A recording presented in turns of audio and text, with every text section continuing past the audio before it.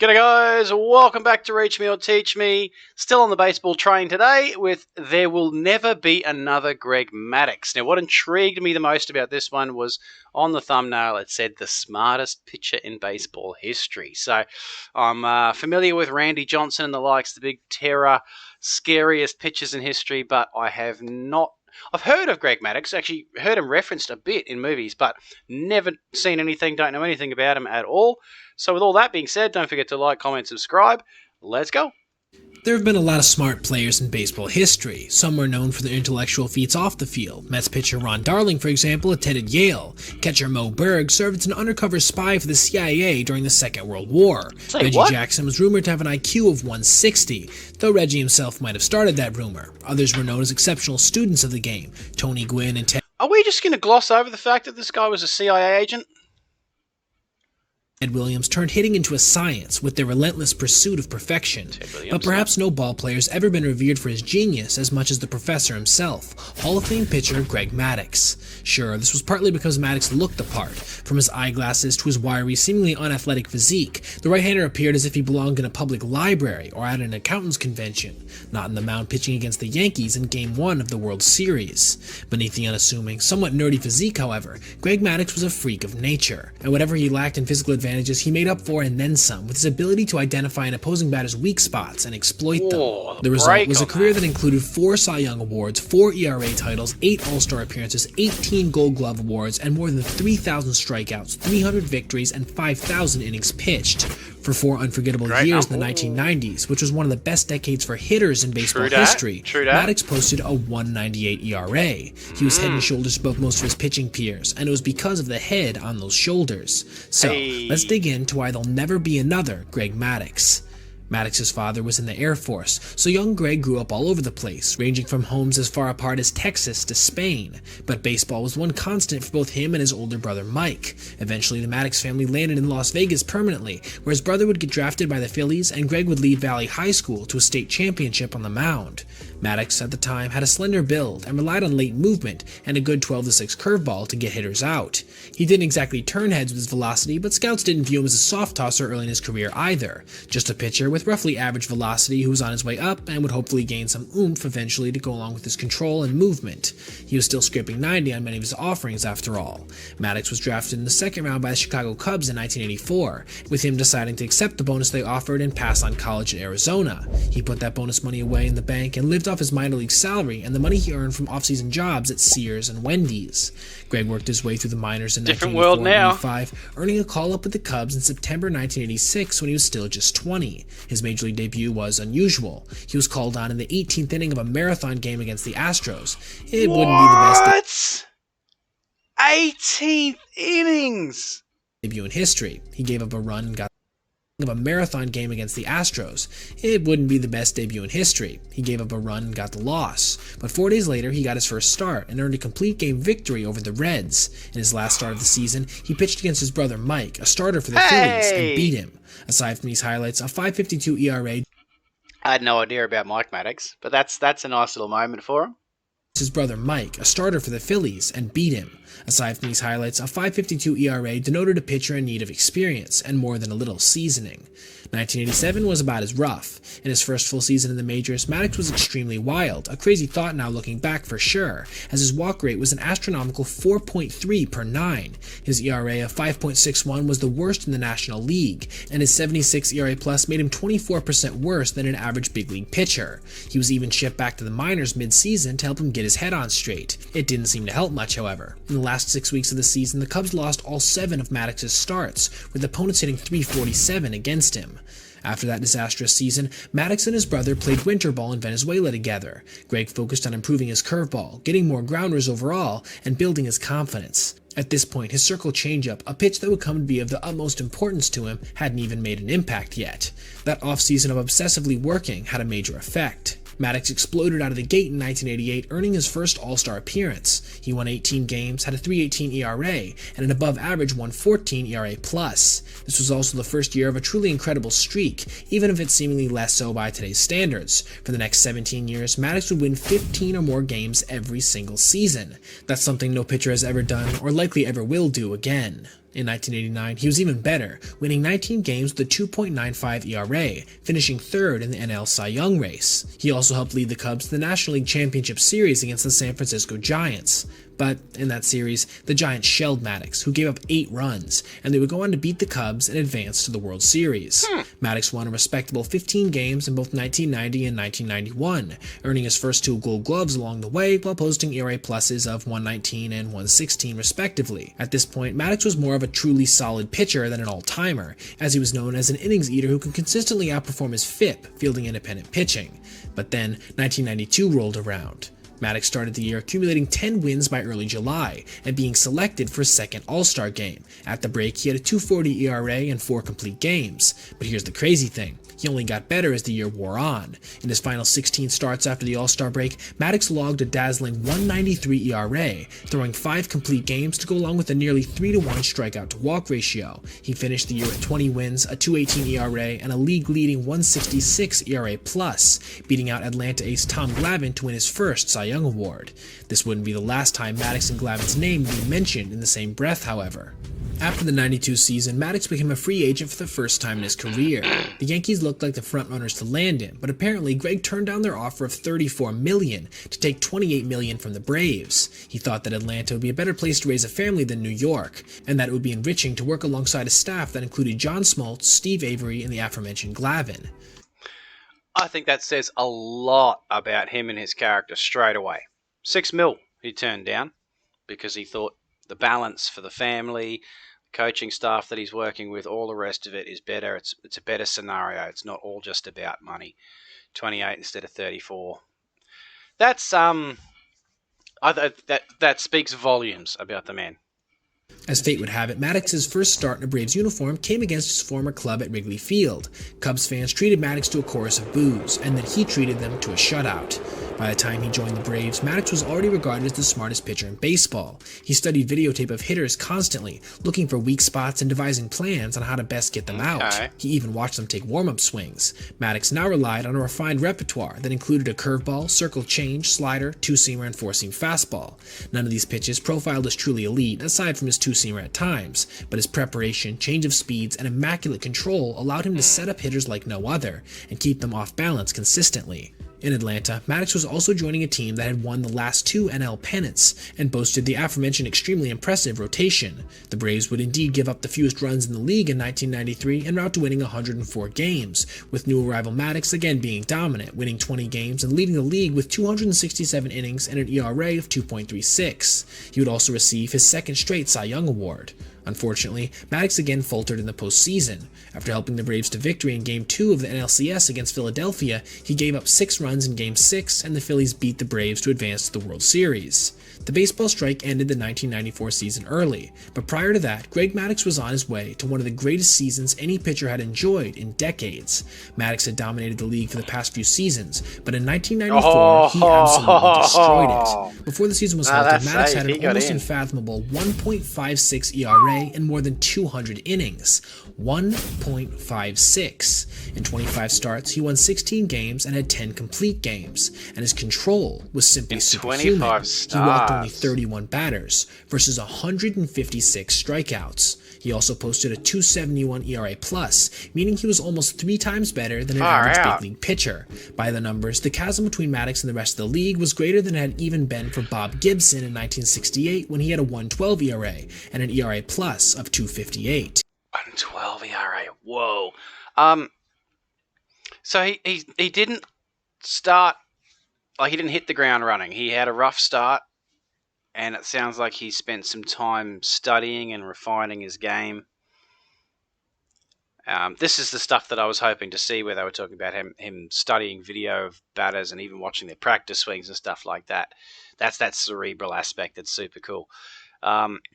So from what I'm picking up, didn't start out a super wonder kid, but the control that he developed expanded his repertoire and his ability to study batters and formulate plans for them was pretty much what separated him. I hope I'm getting that right. Anyway, let me know in the comments if I'm off track. Not surprisingly, Maddux won his 3rd straight Cy Young. But here's what's crazy. Maddux was arguably even better when play resumed in 1995. That year, Maddux went 19-2 with a minuscule 1.63 ERA and over 200 innings again. He threw another 10 complete games, walking just 23 batters all season. His strikeout-to-walk ratio and whip of 0.811 were even lower than they had been in 1994. His ERA plus was only 11 points worse at 260. Sports writers were now discussing him being the best right-handed pitcher since Walter Johnson. Unsurprisingly, Maddux won a fourth Cy Young in a row, while finishing third in MVP voting. This would also be the season he would finally get over the hump in the playoffs and make it to his first World Series. Maddux started Game 1 against Orel Hershiser and the Cleveland Indians. The first batter he would face, Kenny Lofton, would reach base on an error, eventually coming around to score. After that, Maddux shut the Indians down completely, throwing a 2-hit complete game on just 95 pitches. The Braves went on to win the series in 6 games, capturing their first World Series title in Atlanta. Maddux, now 30, returned back to earth a bit in 1996, at least relatively speaking. After all, most pitchers would have killed for the 2.72 ERA and 160 ERA plus he posted that year. These less than astounding numbers meant he would fail to repeat as Cy Young for the 5th year in a row. Regardless, he would again find success in the postseason, helping the Braves return to the World Series, where he pitched 8 scoreless innings in Game 2 against the Yankees. He would be the losing pitcher, however, in Game 6, as the burgeoning dynasty that would come to define the 90s claimed the first of 4 World Series titles they would win in the next 5 years. Maddux returned to form in the 1997 season with a record of 19-4, a 2.20 ERA, and a 1.89 ERA+. In more than 230 innings, he walked just 20 batters. He would also lead the league in home run rate for the 4th time in his career up to this point, at a minuscule 0.3 per 9. This year also contained perhaps the most iconic game he would ever pitch. Facing his old team, the Cubs, in the first game of a July doubleheader, Maddux took his command to a new level.